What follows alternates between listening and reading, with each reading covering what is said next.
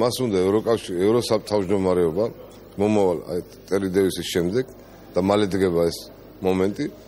მას ჭირდება ხმები ევროსაბჭოში. მან მიპასუხა რომ მე ვიტანო ასეთ შენიშვნებსო ერთ-ერთმა ოპოზიციონერმა ისიც თქვაო რომ თითქოს მე ფული ავიღეო სააკაშვილისგანო. არც არ გამორიცხული.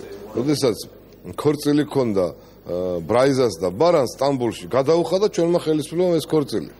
და რა გასაკვირია ხა კორუფციული შეიძლება პირდაპირ ხელში ფული არ მიცე, მაგრამ როცა ხარჯავ ფულს და როცა ხარჯავ პოლიტიკურ რესურსს ვიღაცის ინტერესების სასარგებლოდ, არის პოლიტიკურ კორუფციული გარიგება.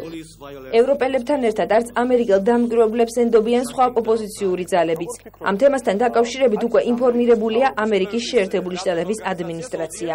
ეს არის ის ორგანიზაცია, რომელიც ენდობიან ევროპაში, ევრაზიაში, იმასთან მიმართებაში რომ შეფასება მოხდეს, რამდენად სამართლიანი და თავისუფალი იყო არჩევნები, ვერ წარმომიდგენია, როგორ შეიძლება ვინმე კითხვის ნიშნის ქვეშ დადგას. აი ამ ორგანიზაციის სანდოობა მოსკოვი აკეთებს ამას, მაგრამ მე არასდროს არც ერთი პოლიტიკოსიდან არ გამიგია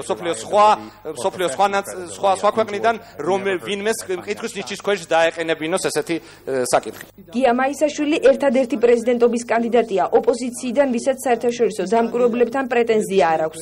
ენდობამად და გამარჯვებაშიც დარწმუნებულია.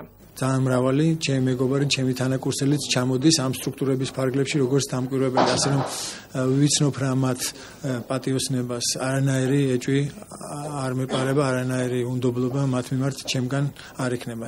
ოპოზიციური პარტიების გამონათქვამებს არაკორექტული უწოდეს მიხეილ სააკაშვილის შტაბში. ოპოზიციას დღეს დავით ბაქრაძე გამოეხმაურა.